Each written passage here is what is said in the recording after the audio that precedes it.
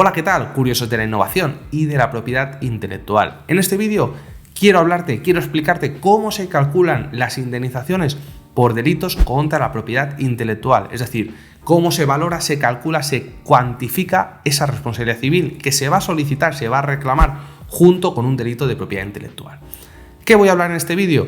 Voy a introducirte ese cálculo que se tiene en cuenta, hablaré de las herramientas, de los documentos que utilizamos los abogados para justificarlo, dónde se ubica en la ley, tanto en el Código Penal como en la Ley de Propiedad Intelectual. Y por último, qué medidas hay que solicitar o se pueden solicitar para asegurar el cumplimiento de las condenas. Por último, te dejaré unas conclusiones y también te daré un poco cuál es mi visión, mi criterio, la forma en la que yo enfocaría este tipo de cálculos, reclamaciones, etc. Lo dicho, si te interesa la propiedad intelectual, si te encuentras en medio de un procedimiento tan denunciado, tienes que iniciarlo, tienes que denunciar, reclamar, lo que sea, pero tiene que ver con la propiedad intelectual, estoy seguro que este vídeo te interesa.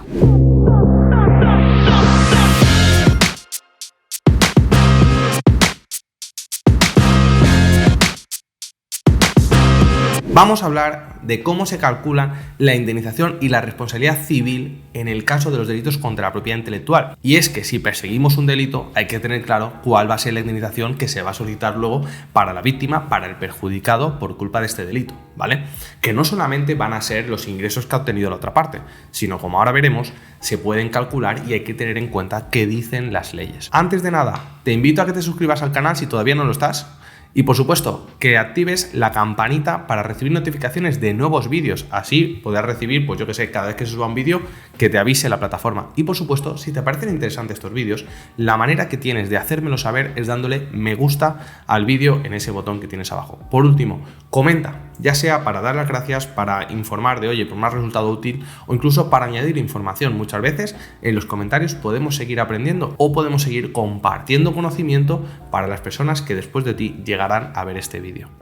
Bueno, vamos a ver cómo tenemos que calcular, dónde tenemos que ir para saber cuál va a ser esa indemnización que se va a solicitar por un delito contra la propiedad intelectual. Lo primero que tenemos que hacer es ir al artículo 272 del Código Penal en España. En otro país tendrás que ir a la ley en cuestión y mirar pues, cómo lo van a calcular. En España nos vamos al Código Penal y lo que te dice el Código Penal es que las indemnizaciones y las responsabilidades civiles se calcularán conforme a la Ley de Propiedad Intelectual, que es la que regula pues, cómo va a tener en cuenta las cuantías de indemnización por daños y perjuicios materiales y cómo se va a tener en cuenta por los daños morales de cara a esa responsabilidad civil. La responsabilidad civil en muchos casos puede perseguirse o no en la propia vía penal. Yo lo que suelo hacer es que automáticamente, conforme se pelea o se discute, se persigue el delito, pues que también se hable directamente de, oye, que se calcule la indemnización económica, salvo que sea muy complejo y prefiramos llevárnoslo a un juzgado de lo civil y que solamente en lo penal se persiga el delito. Pero vamos a suponer que se persigue todo junto y yo te voy a hablar de cómo lo regula el Código Penal. Para este caso nos iremos, como dice el Código Penal, a la Ley de Propiedad Intelectual para todo lo que tiene que ver con ceses y las indemnizaciones por daños y perjuicios. En este caso, en la Ley de Propiedad Intelectual española nos iremos a los artículos 138 y 140. ¿Qué dice el artículo 138 de la Ley de Propiedad Intelectual? Nos dice que cuando se solicite, se exija el cese en una infracción, en una conducta por infracción contra la propiedad intelectual, el titular podrá reclamar los daños y perjuicios que se hayan ocasionado. Estos daños podrán ser tanto materiales, es decir, económicos que se puedan calcular, pues yo que sé, pues el volumen de ventas que se ha realizado, a mí me hubiera reportado estos ingresos, estos beneficios, o yo he perdido este dinero por culpa de no poder vender mis productos porque el acusado, el investigado, estaba vendiéndolos a un precio inferior diciendo que había una oferta, promoción, etc. Por lo tanto, yo he perdido ventas. Estos serían los daños y perjuicios materiales. Y por otro lado, los daños y perjuicios morales, que como ya te he dicho muchas veces, y si no tienes otros vídeos de este canal en el cual amplío información sobre delitos contra la propiedad intelectual y también hablo sobre el derecho a autor, propiedad intelectual, etcétera, y cómo funciona a nivel de infracciones. Los daños morales, evidentemente, irán aparejados, es decir, no se pueden calcular con tanta facilidad como puede ser, oye, he dejado de vender X productos, por lo tanto yo hubiera ganado este dinero, sino que van muchas veces relacionados con la reputación, el prestigio del autor, del artista, del titular, de la empresa, ¿me explico? O incluso de la obra en sí, es decir, muchas veces esa obra, al haber sido falsificada, ha perdido valor en el mercado, ha perdido confianza de los usuarios, de los clientes, y entonces ya no tiene el mismo valor. Esto, si se puede calcular, si podemos decir, oye, este valor es económicamente fácil de calcular, nos lo llevaremos a la parte de daños y perjuicios, pero si estamos hablando de algo más subjetivo, más en cuanto a la reputación de ese artista, de esa obra, de su trabajo, estamos hablando de los daños morales. Y los daños morales, dice la ley, que siempre van a existir cuando se considere que ha habido una infracción o que ha habido ese delito contra la propiedad intelectual, ¿vale?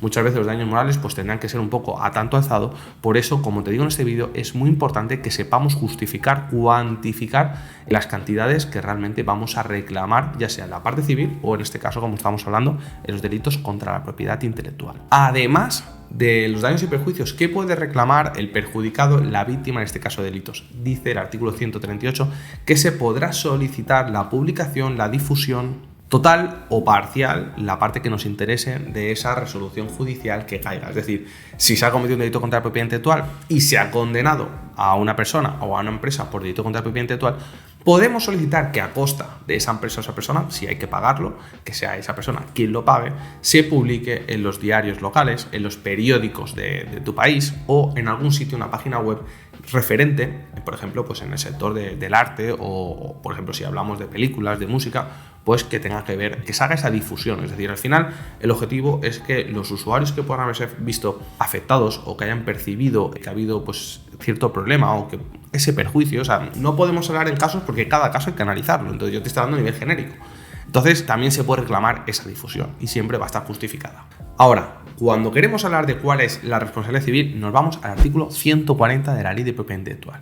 Este artículo nos dice cuáles van a ser los elementos, esos parámetros para calcular. Y es que en primer lugar nos vamos a la ganancia dejada de obtener. Es decir, si por culpa de este delito contra la propiedad intelectual yo en mi negocio, en mi venta de servicios, prestaciones o obras, me explico, ya sea de propiedad intelectual, ya sean artísticas, literarias, científicas, esta ganancia si la podemos calcular, y ya te aconsejo que vayas documentando todo lo que tiene que ver con ganancias, podemos reclamarlo como daños y perjuicios en la responsabilidad civil del delito. También lo que viene siendo el lucro cesante, es decir, si teníamos pues oportunidades de negocios, teníamos contratos que al final no se han podido llevar a cabo, yo qué sé, participación en un evento, participación en una exposición, en una página web, en cualquier proyecto que podamos nosotros documentar, y por eso siempre recomiendo yo a mis clientes, a las empresas, que vayan documentando todo, que las conversaciones están muy bien tenerlas por teléfono, pero si se hacen por escrito, pues oye, muchas veces una oferta, una propuesta de colaboración, una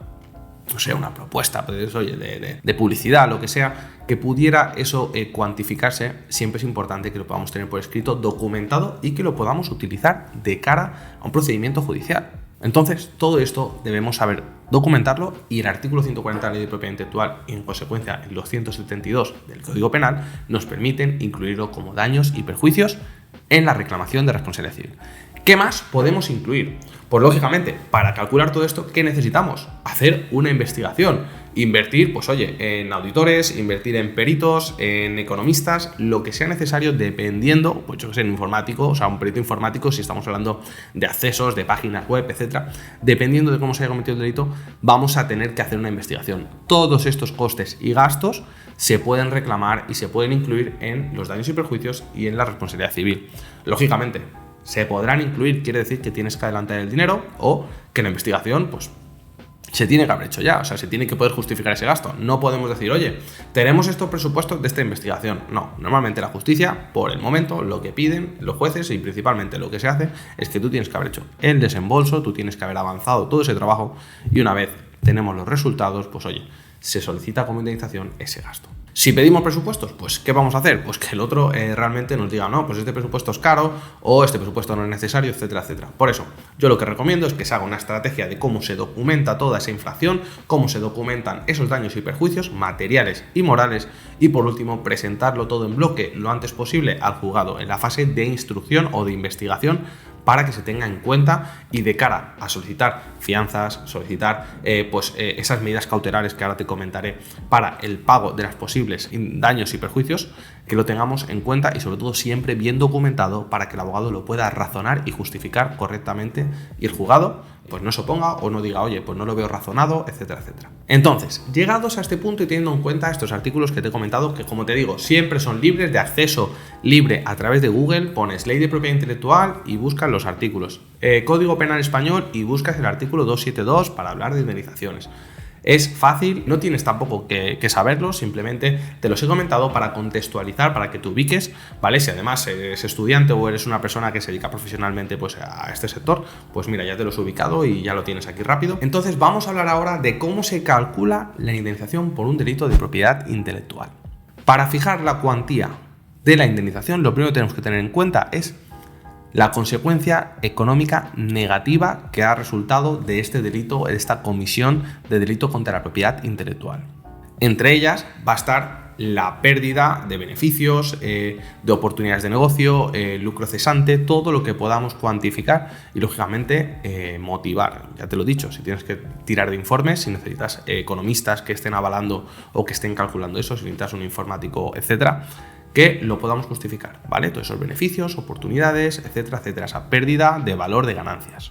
En el caso del daño moral, procederá su indemnización, es decir, lo que dice el juzgado, lo que dice la ley, lo que los tribunales al final han dejado claro, es que aunque no se pueda justificar la existencia de un daño moral, no es necesario, porque ya automáticamente con la existencia de una infracción, de un delito, se considera que existe un daño moral, ¿vale? Es decir, siempre que haya un daño material, habrá un daño moral en los delitos de propiedad intelectual. Para calcular el daño moral, pues estaremos a la gravedad de la infracción y sobre todo a la difusión ilícita, a ese daño, a esa repercusión que ha tenido ese delito. Por lo tanto, como ves, es bastante subjetivo y aquí lo importante es que podamos justificar lo mejor posible la parte económica, la parte de daños materiales, ¿vale? Y que de ahí, si podemos también fundamentar, pues oye, un poco cuál es la reputación, el prestigio, el honor del artista, del autor, de la persona, del titular, ¿vale? Que es la víctima del delito, es importante porque eso nos permitirá razonar, justificar un poco la proporcionalidad del daño moral que estamos solicitando. Si no, ¿qué es lo que puede suceder? Que los juzgados, el juez, a la hora de tomar la decisión en sentencia, lo que te dice es que ellos, o que él, depende si estamos hablando de un tribunal o si es de un juzgado, que encuentra razonable que es la indemnización por daño moral se fije en X. Ya te digo que estamos muy acostumbrados a ver noticias, casos que en Estados Unidos se dan indemnizaciones, vamos, millonarias, y que esto en la Unión Europea, en los países europeos, seguramente en Latinoamérica también, y en España, pues lógicamente no tiene esa dimensión, es decir, no te van a indemnizar con 200, 300, medio millón de euros por un daño moral, ¿vale? Sino que va a ser muchísimo inferior y de ahí dependerá, pues un poco cuál es el estatus del artista, el recorrido, etcétera, como ya te he dicho. También, en todo esto de daños y perjuicios se incluirá la cantidad que como remuneración el titular o el autor hubiera percibido en caso de que no se hubiera cometido este delito contra la propiedad intelectual. Lo mismo, como lo estoy cogiendo de la ley de propiedad intelectual, sería para las infracciones, ¿vale? La cantidad que hubiera obtenido en caso de no haber infracción. Es decir, si estamos hablando de softwares, si estamos hablando de distribución de películas, de contenidos en internet, pues lógicamente, ¿cuánto hubiera supuesto que las personas que han accedido a este contenido hubieran tenido que pagar la licencia, hubieran tenido que pagar la suscripción a la página web, al streaming, a Netflix, por ejemplo, me explico, o hubieran tenido que pagar por cada reproducción? Esto lo podemos calcular y evidentemente es la ganancia que hubiera obtenido esta persona. O en caso de que la parte infractora hubiera tenido que adquirir la licencia para poder utilizar esos derechos, reproducir, etcétera, ¿cuál hubiera sido su valor? Entonces, esto lo incluiremos y también se tendrán en cuenta los daños y perjuicios que vamos a reclamar en la responsabilidad civil por el delito. Como ya te he dicho, hay responsabilidad penal y responsabilidad civil en los delitos contra la propiedad intelectual. Por último, hay medidas que se pueden solicitar durante el procedimiento. ¿Y por qué se solicitan medidas que se tienen que tener en cuenta o se tienen que ejecutar antes de que haya una sentencia o se haya realizado un juicio? Porque muchas veces en los delitos contra la propiedad intelectual lo que se protege se está protegiendo porque precisamente el daño hay que frenarlo en el momento en cuestión en el que se denuncia o se realiza la investigación. Y muchas veces el autor, el perjudicado, la víctima no puede esperar a que recaiga, a que exista una sentencia que le dé la razón, porque esto, si no lo sabes, te lo cuento, no sucede en un día, en un mes, en 6 meses y muchas veces no sucede antes del año. Sé que a lo mejor te ha sorprendido, pero es que la justicia lleva su tiempo, hay que hacer una investigación, hay que instruir la causa, es decir, hay que aportar pruebas, hay que llamar testigos, hay que hacer declaraciones, los abogados tienen que presentar sus escritos. Si no se recurre, pues irá más rápido, pero si además hay cosas que se están haciendo mal o todavía los abogados quieren alargar todavía más, pues oye, hay muchos trámites durante un procedimiento de instrucción, de investigación, que hasta que nos lleven a la apertura de juicio y que tengamos que decir, oye, acusamos o defendemos de este delito o de estos otros delitos, todo esto va a llevar un tiempo, que normalmente, salvo que sea una causa pues compleja, van a ser 6 meses de instrucción, para que te hagas una idea. Los juzgados, con la carga que llevan, y más después de la pandemia que hemos sufrido, tienen excusa de sobra para tardar lo que quieran, ¿vale? Te lo digo para que no te sorprendas. Entonces, ¿qué medidas cautelares yo recomiendo? Dice la ley que se pueden solicitar y siempre en temas de propiedad intelectual son altamente recomendables que se soliciten. Lo primero de todo, ¿qué es una medida cautelar? Las medidas cautelares son esas resoluciones judiciales, es decir, esas decisiones que se piden al juez para intentar evitar que el daño vaya más, que el delito se siga cometiendo, que se pueda o que, por ejemplo, se obstruyan pruebas o que a lo mejor se eliminen todas las pruebas que puedan permitir la instrucción, la investigación o llevar a una sentencia, es decir, realizar el juicio. Lo primero de todo, yo que sé, estarás acostumbrado a que cuando se comete, yo que sé, un delito de homicidio, pues muchas veces ya lo que se hace es se mete provisionalmente a la persona en prisión para que vaya cumpliendo condena porque se prevé una sentencia condenatoria. Entonces, algo así. Si ya prevemos que va a haber que indemnizar en el caso de que se declare el delito contra la propiedad intelectual y es obvio, evidente, o sea, que se va a condenar, ya sea una pena u otra, muchas veces estas medidas cautelares lo que vienen es a asegurar esa condena. Al final son medidas cautelares que vienen a impedir o a procurar que el procedimiento se desarrolle correctamente, que no lleguemos a una sentencia y el daño sea irreparable. Y es que te digo irreparable porque muchas veces cuando se denuncia un delito contra la propiedad intelectual, el daño todavía no ha llegado a su máximo grado, no ha llegado a su máximo volumen, pues si se está difundiendo una película, si se está difundiendo un contenido, si se está pirateando un contenido a través de páginas web o si se están falsificando obras artísticas, musicales, dramáticas, me explico, o sea, al final todo lo que es obra artística, literaria o científica, muchas veces podemos frenar que el delito vaya más, lo cual, aunque luego el día de mañana pudiéramos solicitar una indemnización superior, te aseguro que muchos artistas, muchos titulares con derechos de propiedad intelectual preferirían no ganar ni un euro, es decir, no ser indemnizados con ningún euro, ningún dólar, solamente por el hecho de que se impidiera, se frenara este delito.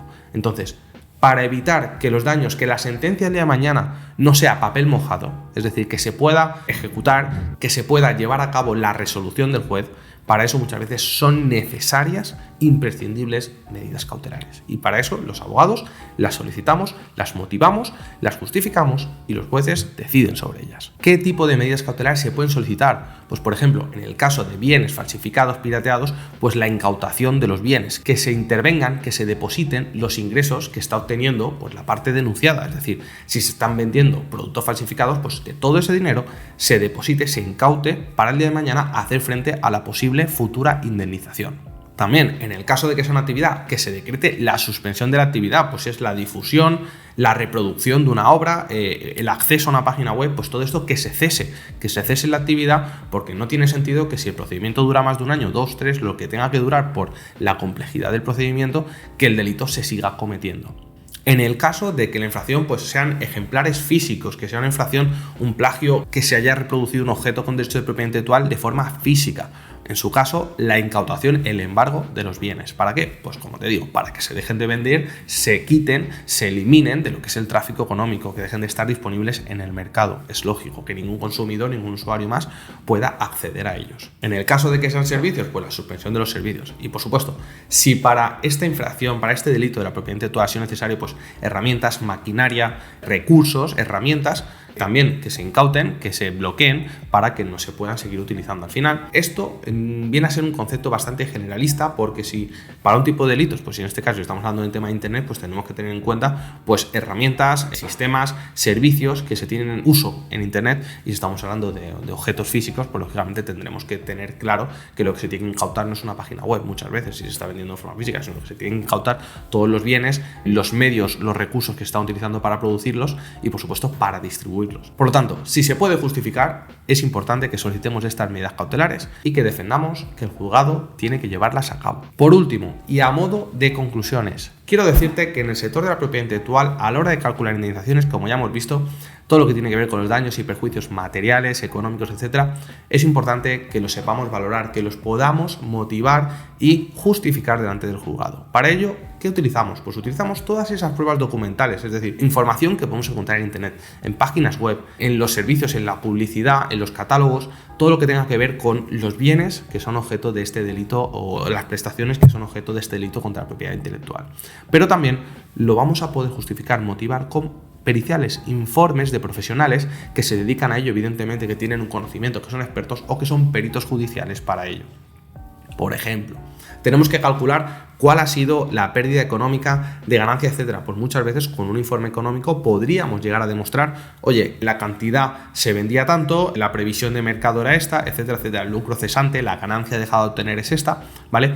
Y esto es importante que no lo diga solamente el abogado, porque salvo que sea algo evidente, obvio, que todo el mundo va a llegar a la misma conclusión, que es 2 más 2, yo siempre recomiendo que con otros profesionales, con el trabajo de informes, de peritos, etcétera, podamos justificar estas cantidades. Por otro lado, en cuanto al daño moral, pues oye, vamos a buscar información, la trayectoria de este artista, de este titular, un poco cuál es el volumen de ventas en el mercado, si se hace publicidad, es decir, un poco cuál es la repercusión, el renombre, la notoriedad que hay en el mercado.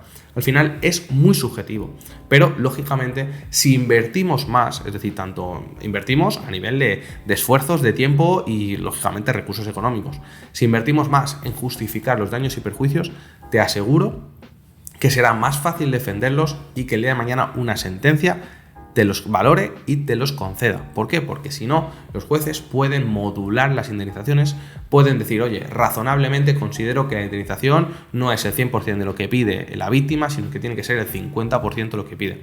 Esto muchas veces puede pasar si no se ha motivado, no se ha justificado, no ha quedado probado, acreditado que este daño existiera, que el precio de venta fuera 10 y no fuera 5. Entonces, razonablemente, etcétera. ¿Me explico? Es importante que invirtamos.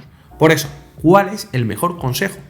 Que cuando hablamos de delitos contra la propiedad intelectual lo documentes todo, antes incluso de ir al abogado. Que si vas con un abogado, que el delito tiene que ver con Internet, pues oye, trabaja con personas que sepan cómo funciona Internet. Trabaja con personas que entiendan de página web, de lo que son enlaces, de lo que son las redes peer-to-peer, que sepan cómo funciona el ecosistema, porque a la hora de documentarlo, a la hora de comunicarse con peritos, no es lo mismo decirle a un perito, oye, perítame, tráeme un informe con esta información, que decirle, oye, hemos encontrado accesos, hemos encontrado esta prueba, hemos encontrado también que aquí puede haber información que podemos extraer, la queremos utilizar, queremos que tú lo perites de esta manera y así presentarlo y defenderlo delante del juzgado. ¿Me explico? O sea, hay diferentes formas de hacer las cosas. Lógicamente, un abogado que sepa de economía, que sepa leer asientos contables, pues va a poder valorar mucho mejor y va a poder conocer si ese informe económico está bien hecho o si una auditoría se ha hecho correctamente a nivel económico, y lógicamente una persona que sabe de informática, de Internet, pues podrá un poco guiar esas investigaciones y esas periciales. Como ya te he dicho, el artículo 138 nos permite reclamar los gastos en investigación. Es decir, que si hemos tenido que invertir dinero en informes de peritos, en economistas, en peritos informáticos, etcétera, etcétera, eso lo podremos reclamar. Y me dirás, oye, ¿puedo reclamar también los gastos de abogado, de procurador, todo esto, la defensa judicial? Efectivamente, cuando hay un procedimiento judicial siempre existen lo que son las costas judiciales. Entonces, en este caso, la parte vencida o la parte condenada tendrá que cargar, si lo decide el juez, ya sabemos que también es a criterio del juez, la parte vencida podrá ser condenada al pago de las costas judiciales. Las costas procesales o judiciales van a ser los gastos de la defensa judicial, que son de abogado y de procurador. Así que si han cometido un delito contra la propiedad intelectual, si eres víctima, si tienes que denunciarlo, tienes que reclamarlo, o si te lo reclaman, que sepas que aparte de los daños y perjuicios, la responsabilidad civil, también puede estar en las costas judiciales. Y por supuesto, la pena que pueda suponer el delito contra la propiedad intelectual, que ya sabemos que no solamente puede ser pena de prisión, sino que puede ser también la pena de multa y lógicamente que tengamos que indemnizar con el 100% de las ganancias. Por último, espero que este vídeo te haya resultado muy útil, que te haya servido para aprender a calcular las indemnizaciones y la responsabilidad civil por los delitos contra la propiedad intelectual y, por supuesto, te invito a que te suscribas al canal si todavía no estás suscrito. ¿Para qué? Para que te salgan, te aparezcan en YouTube esos nuevos vídeos cada vez que suba uno nuevo y que actives la campanita. ¿Para qué? Para que te notifique, te avisará si hay un vídeo nuevo y por supuesto que le des a me gusta. Es la manera que tengo de saber que este vídeo te ha resultado interesante y sobre todo que lo compartas en tus redes sociales con la persona a la que puedas ayudar. Y si tienes abogado y no te ha dicho nada sobre este tema, que le pases el vídeo también, que le puede resultar útil y le puede ayudar. Por último, yo soy Pablo Maza, soy abogado especializado en propiedad intelectual, como has podido ver, y espero que te haya resultado muy útil. Nos vemos en siguientes vídeos. Un saludo.